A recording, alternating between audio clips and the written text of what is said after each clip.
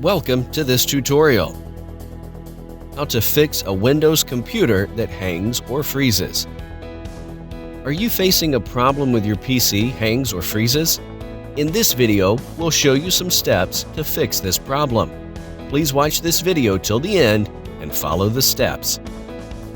If your computer is freezing at startup, then check your external devices which are connected with the PC.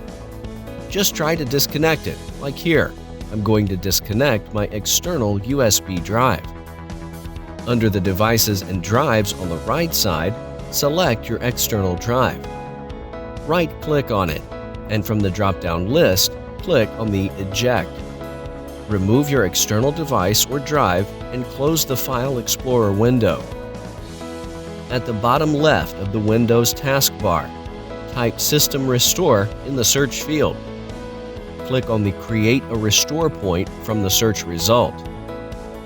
In the System Protection tab, click on the System Restore button. Select the radio button of Choose a different restore point.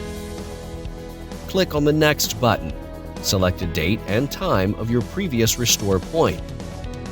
Click on the Next button and follow the Windows instructions for System Restore. In the Windows search bar, type Update. Click on the Windows Update settings from the search result. Check that your Windows should be up to date. Attach your external drive and open File Explorer. Click on This PC from the left side. Select your drive from the right side and right-click on it. Scan your external device with antivirus software. Make sure that your antivirus software is up to date. Wasn't that easy? Have a nice day. Please subscribe to our channel.